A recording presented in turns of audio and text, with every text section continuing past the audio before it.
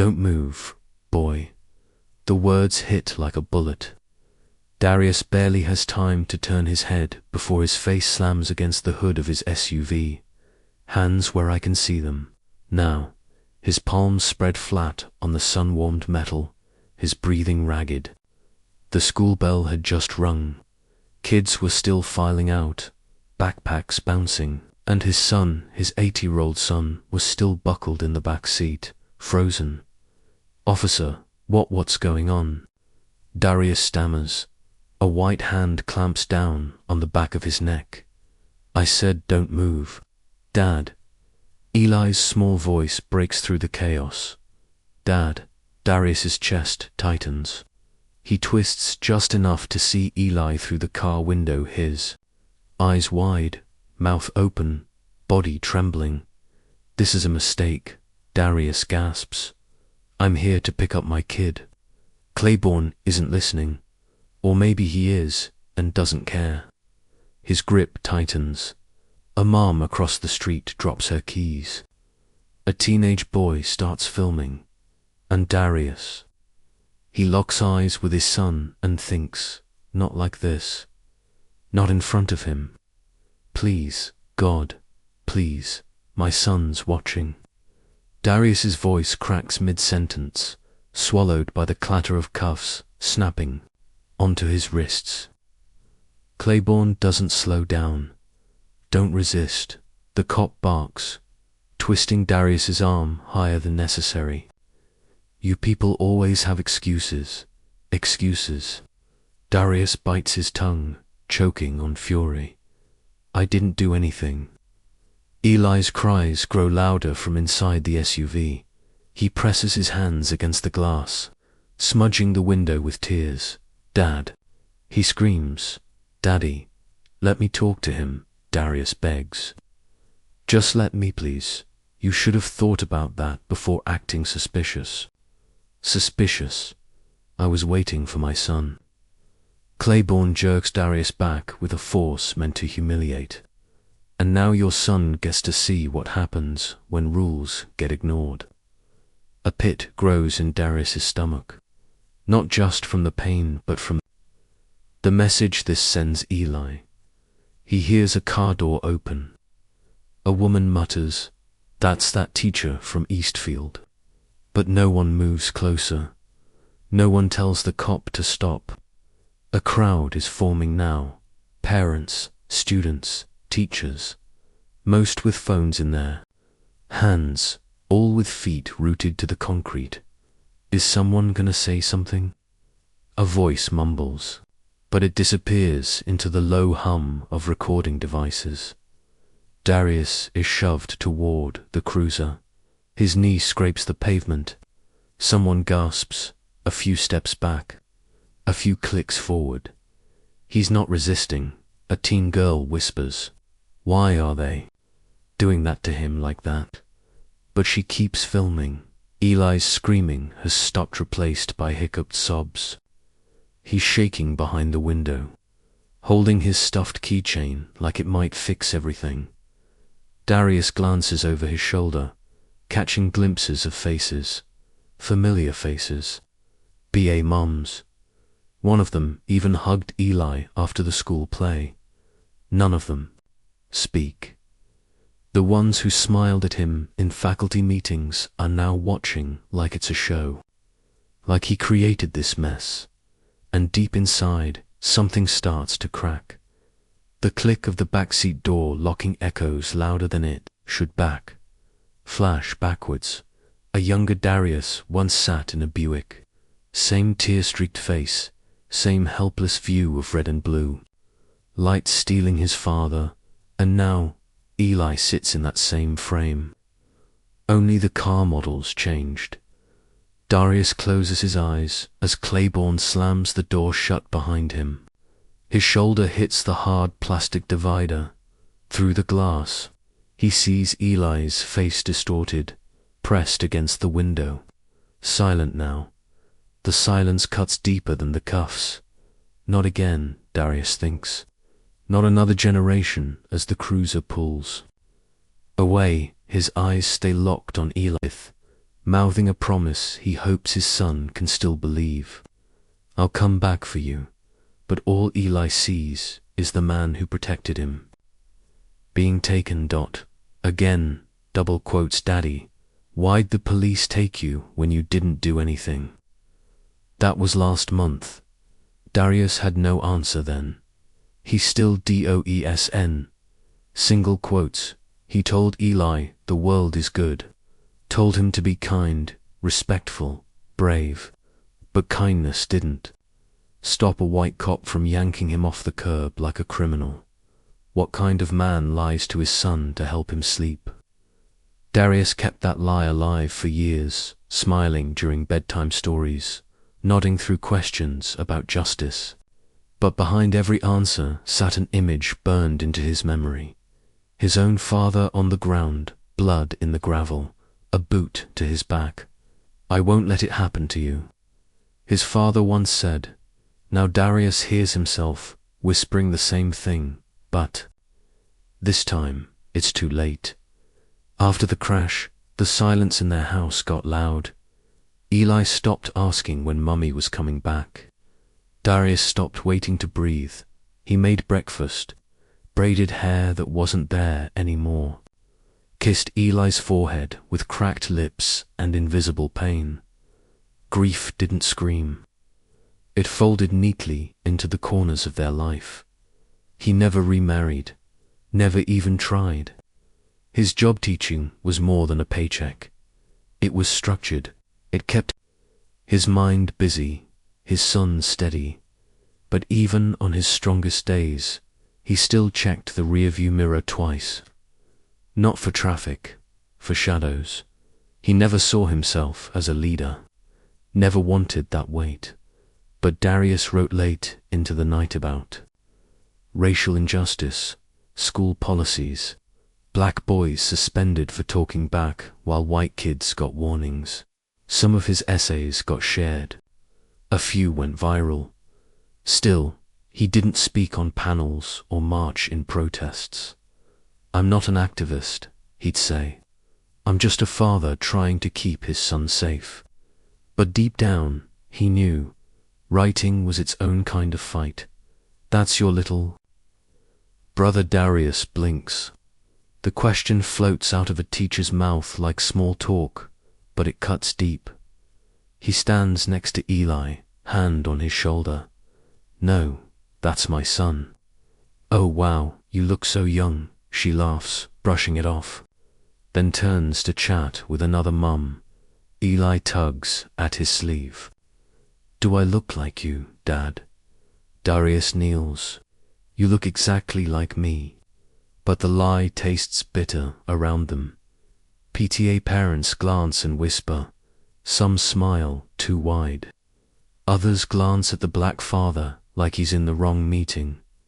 It's not what they say, it's what they don't. Jason, Darius repeats. He's been here 3 months. The principal shrugs. He brings a fresh energy. He's never even taught seniors. You're making this personal, Darius. Let's not turn this into something it's not. Something it's not. Discrimination at work doesn't always scream it smiles, shakes hands, and closes doors gently in your face. Darius walks out of the office. The whiteboard in his classroom still reads, Tomorrow's leaders.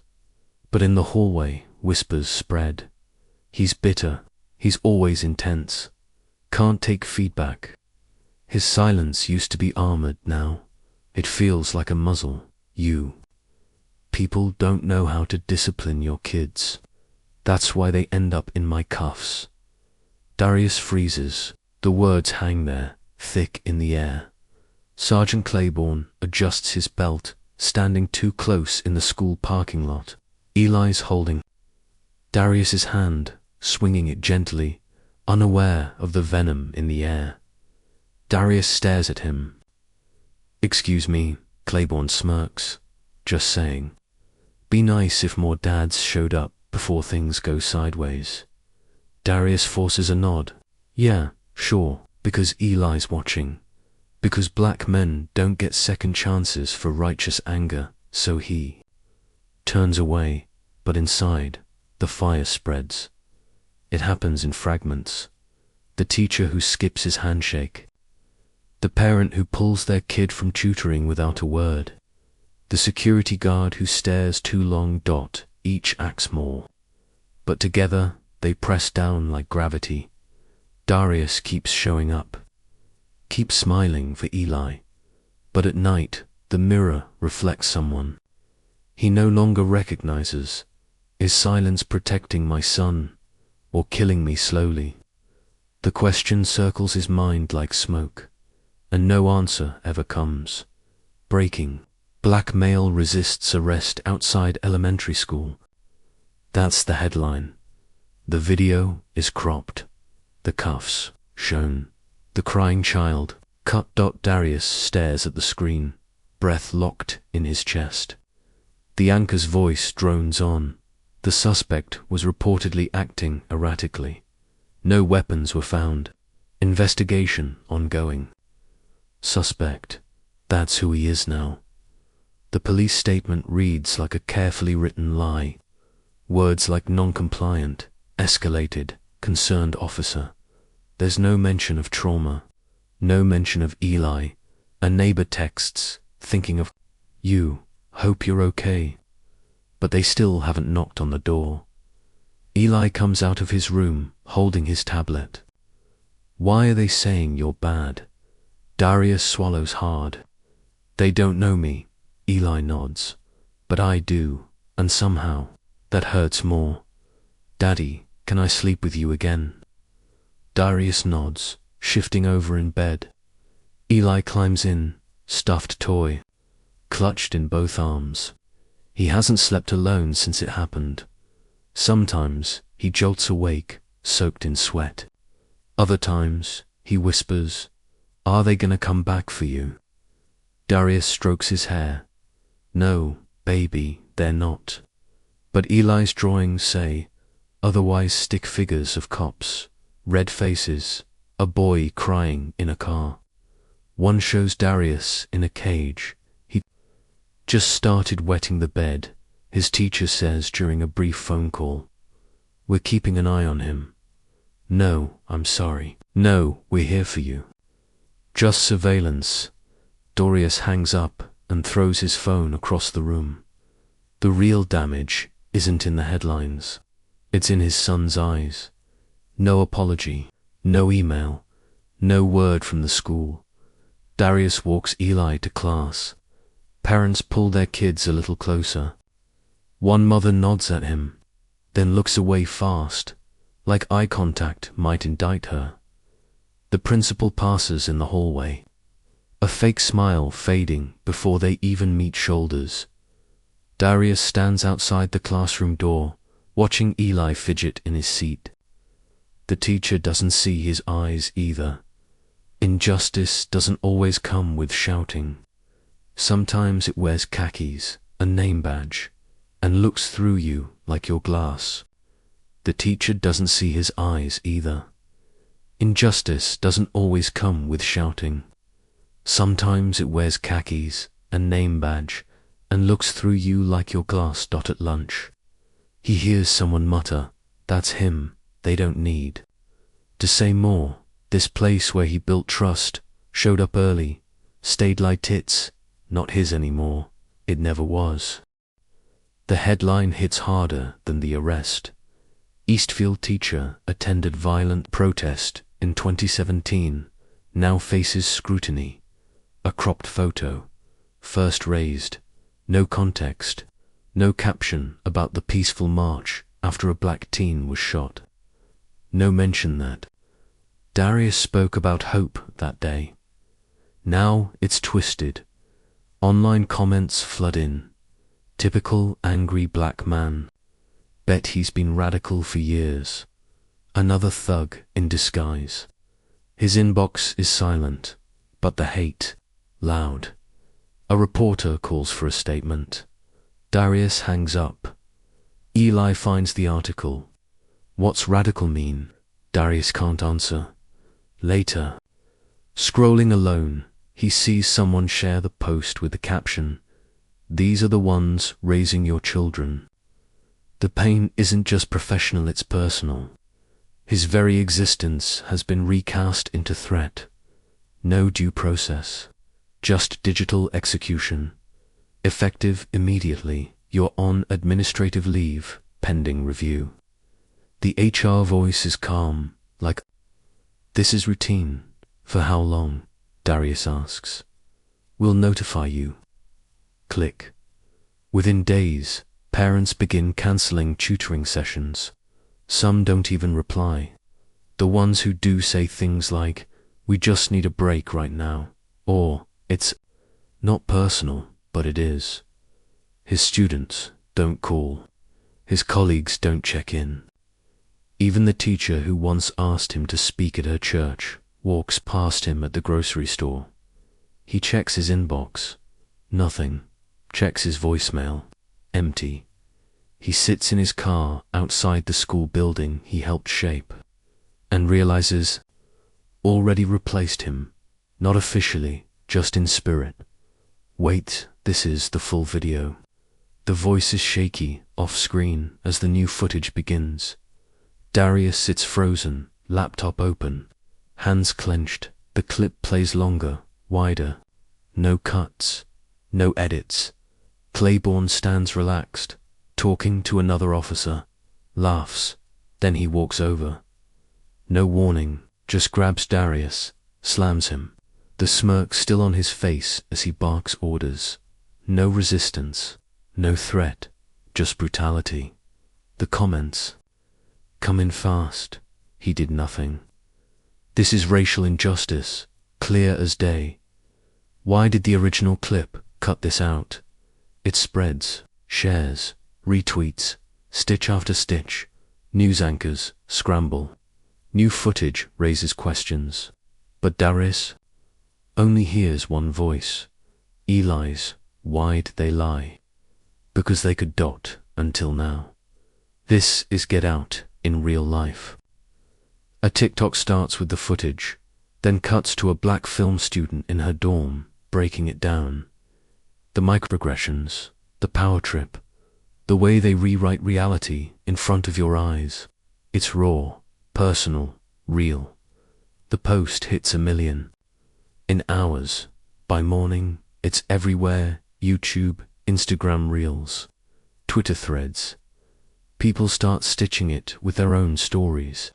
Teachers, fathers, students, survivors. This isn't just about Darius anymore. It's about the system, the comments. Shift. Jordan Peele needs to see this. This feels like a horror film.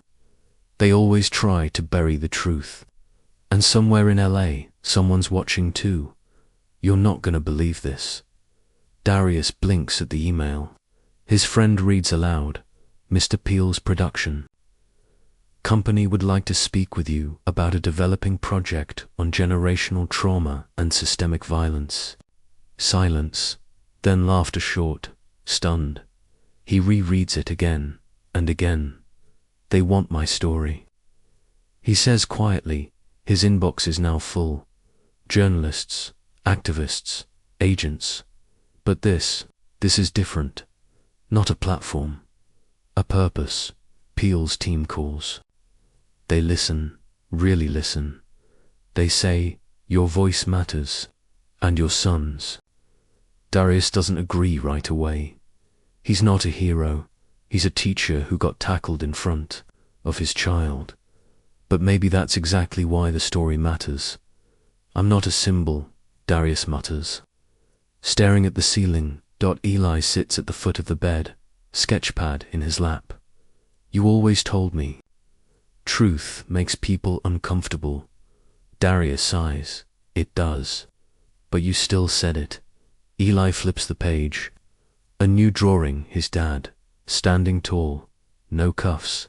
No fear. You always write about fighting injustice, Eli adds. Now people. Wanna hear it? Darius closes his eyes. He's scared of being defined by pain, of getting it wrong, of being used. But more than that, he's scared of silence. of leaving Eli to wonder who his father really was. He sits up. All right, let's talk. The cameras roll. Darius sits in a chair, mic clipped to his shirt, and says the words he's held for decades. He speaks of his father's arrest, how he hid under the table as cops dragged him out. He remembers how his mother said, "Be good, so they leave you alone." How it never worked. He talks about the classroom, the disappointment in being passed over, the comments masked as jokes, the stares at PTA meetings. He reads Eli's drawing aloud for the film's crew, a boy behind glass, watching, waiting, tears. Don't fall, not yet. But something else does. The weight peels. Team lets him guide the narrative. No edits without approval. No manipulation. This time, he controls the ending and the story. It no longer belongs to the system. It belongs to them. Would you have stood there too, watching a father get dragged away in front of his child while your phone stayed in your pocket? Have you ever seen racial injustice and said nothing? Drop your story. Drop your truth. Because silence is a choice.